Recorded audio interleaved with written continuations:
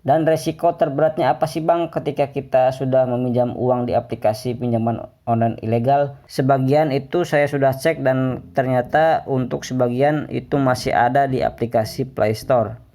Jadi Assalamualaikum warahmatullahi wabarakatuh. Di video kali ini kembali saya akan membahas pinjaman online. Di video kali ini saya akan menyoroti kasus pinjaman online yang DC atau debt collectornya itu sangat meresahkan teman-teman, karena mengancam semua kontak peminjam ketika peminjam tersebut itu gagal bayar atau telat bayar, dan itu menjadi sorotan banyak pihak teman-teman. Sudah banyak korban pinjol, terutama pinjol ilegal, yang terjerat bunga tinggi serta penagihan yang kasar di luar nalar.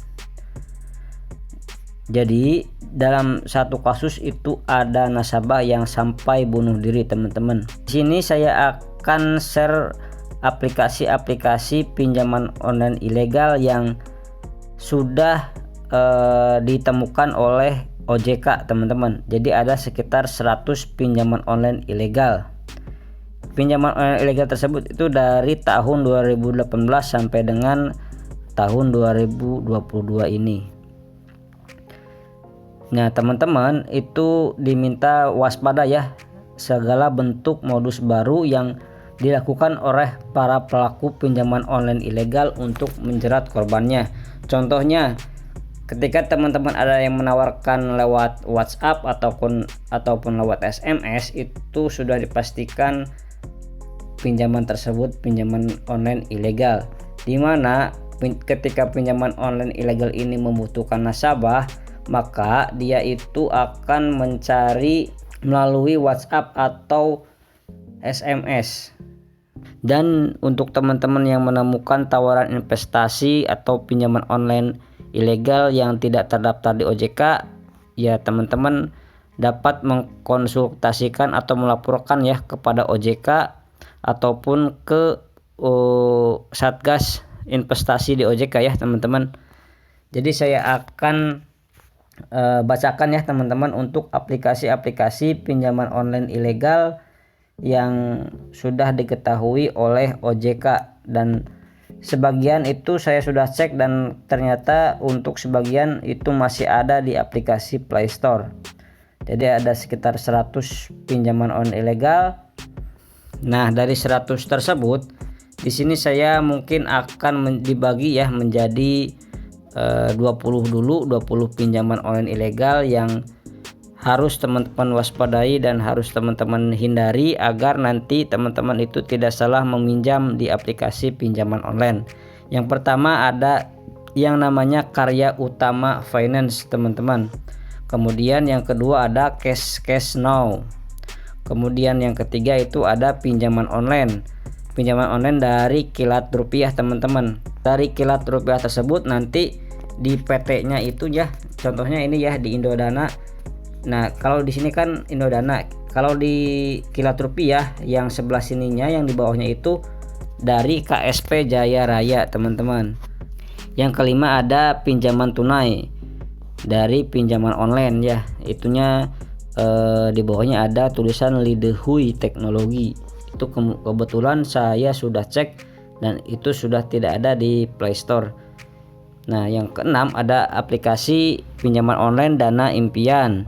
Yang ketujuh ada pinjaman uang. Yang kedelapan Rupiahku. Yang kesembilan ada Aman Dana. Yang ke-10 ada Dana Kita. Yang ke-11 ada uang cepat pinjaman cash. Yang ke-12 ada pinjam kredit KTA Aman Murah. Kita coba terlebih dahulu ya teman-teman. Siapa tahu aplikasi pinjaman online ilegal ini masih tersedia di aplikasi Play Store.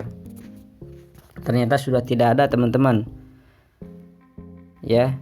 Kemudian banyak teman-teman ya, ada pinjam uang mudah. Selanjutnya ada Dana Cair Pro pinjaman uang, Dana List pinjaman terpercaya, kemudian Dana Hope, Tunai Go, Tunai Super pinjaman mudah, Tunai Pro, Dana Go, Juragan pinjaman online, itu termasuk aplikasi-aplikasi ilegal yang saat ini mungkin sudah ditutup oleh pihak dari OJK.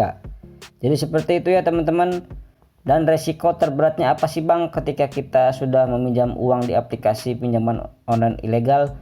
Resiko terberatnya data diri teman-teman itu akan disalahgunakan, akan diikutsertakan dalam pinjaman online lainnya. Jadi seolah-olah teman-teman meminjam uang online di aplikasi tersebut, padahal teman-teman tidak pernah melakukan pinjaman online di aplikasi pinjaman online ilegal, di aplikasi pinjaman online legal tersebut. Itu bisa saja terjadi teman-teman.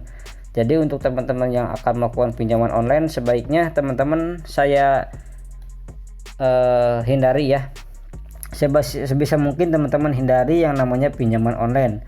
Lebih baik teman-teman pinjam uang itu ke teman, saudara, sahabat, orang tua yang jauh lebih terpercaya ya teman-teman, dan juga tidak memiliki bunga yang sangat tinggi. Seperti itu ya teman-teman.